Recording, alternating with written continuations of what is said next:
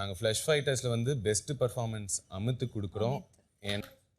First வந்து நாங்கள் ரம்யா சொல்கிறோம். அவங்க captain. Hi hello bros, welcome to media pixie. இன்னைக்கு வேற லெவலில் தரமான டாஸ்க் பிக் பாஸ் வச்சிருக்காரு அப்படின்னு கேட்டால் இல்லைங்க. நேற்று ஒரு டாஸ்க் கொடுத்தாரு, அதே இந்த வீக்லி டாஸ்க்கு இன்னைக்கு ஃபுல்லாகவே அது போகும். சரி, நேற்று கொடுத்த டாஸ்கில் 24 ஹவர்ஸ் ஆயிடுச்சு. இந்த 24 ஹவர்ஸ் யாரெல்லாம் வந்து செம்மையாக பர்ஃபார்மன்ஸ் பண்ணிக்கிறாங்க அவங்கள பற்றி சொல்லுங்கள். யாரெல்லாம் வந்து பர்ஃபார்மன்ஸ் பண்ணல தண்ட கரமாந்திரம் அப்படின்றவங்க யாரெல்லாம் அப்படின்ற பற்றி சொல்லுங்கள் அப்படின்ற மாதிரி சொல்லியிருந்தாங்க.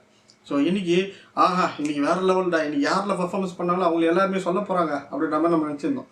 சரி, இந்த ப்ரோமோ வந்தோடனே நானும் வந்து ரொம்ப ஹைப்பில் இருந்தேன். சரி, இன்றைக்கி இந்த ப்ரோமோ வந்ததுக்கப்புறம் இந்த லைவில் பார்த்தா வேறு லெவலில் இருக்கும் அப்படின்ற மாதிரி எதிர்பார்த்துருந்தேன். நம்ம எப்பவுமே போலதாங்க, உள்ளே ஏற்கனவே இந்த வஞ்சத்தை வச்சுக்கினே கேம் அடிக்கிறாங்க. ஒருத்தருமே வந்து அந்த வஞ்சத்தை விட்டே பேச மாட்டாங்க. எல்லாம் வஞ்சம் வச்சு நீ இப்படி பண்ணலாடா அப்படி பண்ணல அதை தான் வந்து மனசுலேயே வச்சுக்கிறான்ல கண்ட. இது கேமுக்குள்ளே என்ன நடக்குதுன்றதை பற்றி எவ்வளவுமே கவலை இல்லை. சரி, இன்னைக்கு யாரெல்லாம் வந்து பெஸ்ட்டு பர்ஃபார்மன்ஸ்னு பார்த்தா பிரச்சனை பெஸ்ட்டு பர்ஃபார்மன்ஸாக போட்டு வச்சுக்கிறாங்க. அடே, இது வந்து அந்த ஃபன் டாஸ்க்குடா. ஃபன்னு தம்பி, ஃபன்னு புரியலையா? காமெடி பண்ணணும், பண்ணவே மாட்டேறீங்களே. பிரஜன் எங்கே வந்து காமெடி பண்ணார், எங்கே வந்து பர்ஃபார்மன்ஸ் பண்ணார் நான் பார்க்கவே இல்லை. 24/7 நான் லைவ் ஃபுல்லாக பார்த்தேன். பிரஜனை எங்கே ஏதாவது காமெடி பண்ணியிருந்தாருன்னா ஏதாவது ஒரு கிளிப்பு இருந்தால் எடுத்து போடுங்கப்பா, நான் அந்த ஃபன்னை பார்த்துட்டு ஒத்துக்கிறேன். அதை சம்மந்தமே இல்லாமல் சாண்ட்ரா வந்து வேறு லெவலில் ட்ரிக்காகவே மாறுறாங்க. அவங்க வந்து யார்கிட்ட என்ன பேசினா வந்து நம்மளால் ஈஸியாக வந்து எடுக்க முடியும் அப்படின்னு தாறுமாறாக தெரிஞ்சு வச்சுக்கிறாங்க.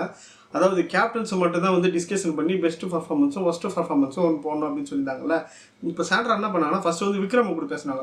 விக்ரமும் சாண்ட்ரா தான் ஃபஸ்ட்டு வந்து போயிட்டு அவங்க ரெண்டு பேர் தானே அந்த டீமில் வந்து கேப்டனு. ஸோ இவங்க ரெண்டு பேர் வந்து பேசினாங்க. பேசிட்டு யாரை வந்து பெஸ்ட்டாக போடலாம் அப்படின்ற மாதிரி பேசினாங்க. சாண்ட்ராவும் விக்ரமும் பேசும்போது வந்து பார்த்தீங்கன்னா சாண்ட்ரா வந்து விக்ரம் கிட்ட நம்ம பேசணுமா இது வந்து சரிப்பட்டு வராது, அவன் வந்து ஒத்துக்க மாட்டான் அப்படின்னு சொல்லிட்டு அமித்தை நம்ம வந்து பெஸ்ட்டு பர்ஃபார்மன்ஸாக போடலாம் அப்படின்ற மாதிரி பேசிட்டாங்க. ஃபஸ்ட்டு பர்ஃபார்மன்ஸாக யாரை போடலாம் அப்படின்னு கேட்டப்போ அவங்களே வந்து டிசைட் பண்ணி ரம்யாவை போட்டுலாம். ரம்யா வந்து எங்கேயுமே வந்து ஒரு என்டர்டெயின்மெண்ட்டே இல்லை, எந்த ஒரு கேமும் வந்து ஆடவே இல்லை. அவங்க வீட்டில் ஒரு என்டர்டெயின்மெண்ட்டே கொடுக்கல, அவங்கள எங்கேயும் வந்து ஒரு ஆக்டிவாக நான் பார்த்த மாதிரி தெரியல அப்படின்னு சொல்லிட்டு விக்ரமும் சொன்னார். சரி, ஓகே, அவங்க அந்த மாதிரி பண்ணல வந்து கொடுத்துட்டாங்க. Best performance Amit, first performance வந்து ரம்யாவுக்கும் கொடுத்தாங்க. அடுத்து வந்து பார்த்தீங்கன்னா சாண்ட்ராவும் ரம்யாவை வந்து டிஸ்கஷன் பண்ணோம். அடுத்த 2 கேப்டன் வந்து டிஸ்கஷன் பண்ணி உள்ளக்கிறவங்க யாருக்கு வேணாலும் பெஸ்ட்டு பர்ஃபார்மன்ஸ் ஃபஸ்ட்டு பர்ஃபார்மன்ஸ் கொடுக்கலாம். ஆனால் சம்மந்தமே இல்லாமல் சாண்ட்ரா ஒரு ட்ரிக்கை ஃபாலோ பண்ணி அதாவது ஒரு ட்ரிக்காக வந்து பேசுகிறாங்க.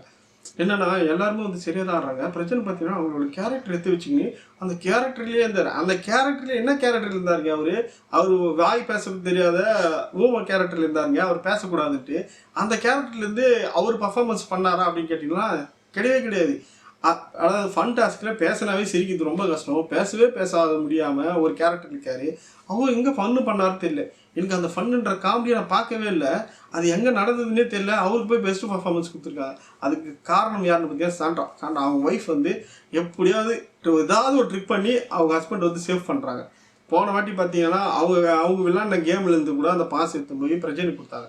இந்த வாட்டி பார்த்தீங்கன்னா கூட இவங்க வந்து ரொம்ப ட்ரிக்காக வந்து விளையாடி அவங்க ஹஸ்பண்டுக்கு வந்து அந்த பாயிண்ட் எடுத்து போய் கொடுக்குறாங்க. சரி, அது போனால் போகும்போது ஃபஸ்ட்டு பர்ஃபார்மன்ஸ் யாருன்னு கேட்டிங்கன்னா விக்ரம சொல்கிறாங்க. ஃபஸ்ட்டு பர்ஃபார்மன்ஸ் யாரை சொல்கிறாங்க வந்து விக்ரம சொல்கிறாங்க. விக்ரம் அங்கங்கே கொஞ்சம் காமெடியெல்லாம் கூட பண்ணியிருந்தாண்டா. ஏதோ காமெடி பண்ணால் அந்த ஏதோ பண்ணுறாங்க, பாட்டு பண்ணுறாங்க, ஏதோ ஒரு ஸ்கிரிப்டாவது கூப்பிட்டு வச்சு உட்கார வச்சு ஏதோ ஒன்று பண்ணாங்க. ஆனால் மற்றவங்கெல்லாம் அந்த என்டர்டெயின்மெண்ட் அப்படின்றது எதுவுமே பண்ணல. அவனால் கூட ஏதோ 1-2 பண்ணலாம். அந்த வீட்டில் ஏதாவது நடுவில் பார்க்கும்போது ஏதோ ஒரு என்டர்டெயின்மெண்ட் பண்ணுறாங்க, ஏதோ ஒன்று பண்ணுறாங்க, பாட்டு கீட்டு பண்ணுறாங்க, அந்த மாதிரி இருந்தது. ஆனால் மற்ற யாருமே வந்து ஒழுங்காக பண்ணல. அவங்களெல்லாம் விட்டாங்க. விக்ரம் வந்து பண்ணவே இல்லைன்ட்டாங்க. இங்கே என்ன நடக்குதுன்னு நான் லாஸ்ட்டாக சொல்கிறேன். விக்ரம் வந்து ஃபஸ்ட்டு பர்ஃபார்மன்ஸ் சொல்லிட்டாங்க. அடுத்து வந்து விக்ரமும் ரம்யாவை போயிட்டு செலக்ட் பண்ணோம். யார் பெஸ்ட்டு பர்ஃபார்மன்ஸு, யார் ஃபஸ்ட்டு பர்ஃபார்மன்ஸுன்ட்டு. கனி கேங் வந்து இன்னும் உடையாமல் இருக்குது அப்படின்றத காட்டுறதுக்காக ஒரு இது வந்து ப்ரூவ் பண்ணியிருக்காங்க. என்னென்னா ஒரு வாட்டியும் வந்து கனி வந்து எஸ்கேப் ஆகி போயிடுவாங்க. ஏதாவது நாமினேஷன் பாஸ் வாங்கிடுவாங்க, இல்லைனா வந்து ஃப்ரீ பாஸ் எவனோ வந்து கொடுத்துருவான், இல்லைனா ஏதாவது ஒன்று கொடுத்து அவங்கள வந்து சேவ் பண்ணியே வந்தாங்க விஜய் டிவி. இப்போ வந்து பார்த்தீங்கன்னா இந்த இதில் அவங்க பெஸ்ட்டு பர்ஃபார்மன்ஸு அப்படின்ட்டு ரம்யாவும் விக்ரமும் சொல்லியிருக்காங்க. அவங்க எங்கே பெஸ்ட்டு பர்ஃபார்மன்ஸ் பண்ணாங்கன்னு எனக்கு ஒன்றும் புரியல.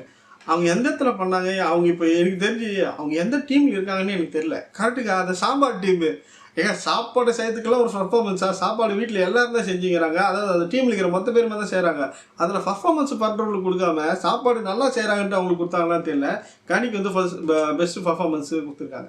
ஃபஸ்ட்டு யாருன்னு பார்த்தீங்கன்னா அப்படியே திருப்பி சாண்ட்ரா கொடுத்துருக்காங்க. சாண்ட்ரா வந்து ஏன் கொடுத்தாங்கன்னா அவங்க வந்து எந்த என்டர்டெயின்மெண்ட்டே இல்லை, நாங்கள் ஒரு என்டர்டெயின்மெண்ட் பண்ணால் கூட அவங்களுக்கு புரியாமல் வந்து கோச்சின்னு போகிறாங்க, சண்டை போடுறாங்க அப்படின்ற மாதிரிலாம் பேசுகிறாங்க.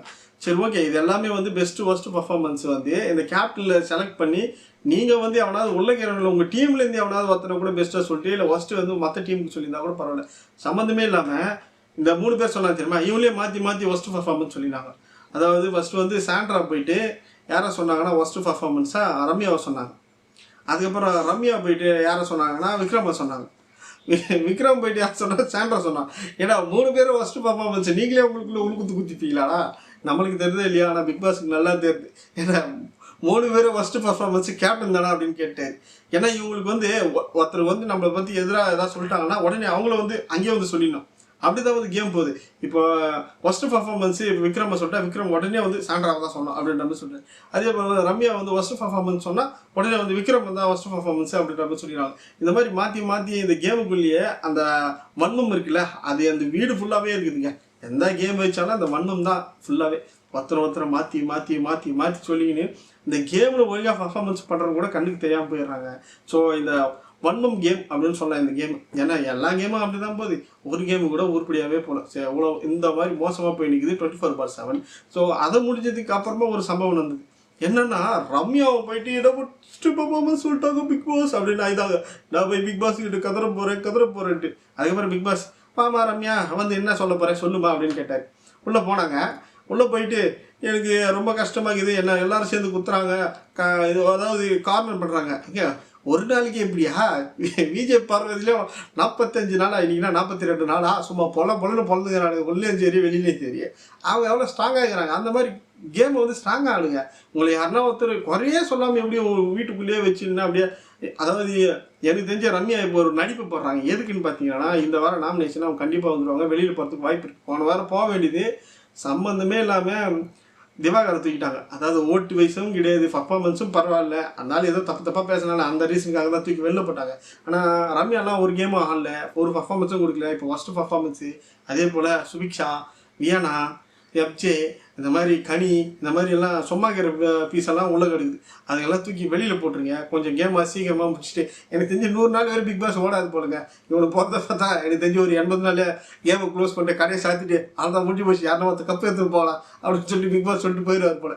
எனக்கு அப்படி தான் போய் இது இப்போதைக்கு மோசமான நிலைமை. ஸோ இந்த மாதிரி 24/7 லைவ் அப்டேட் உங்களுக்கு வேணா மறக்காம சேனலை சப்ஸ்கிரைப் பண்ணி வச்சுக்கோங்க. பாய்.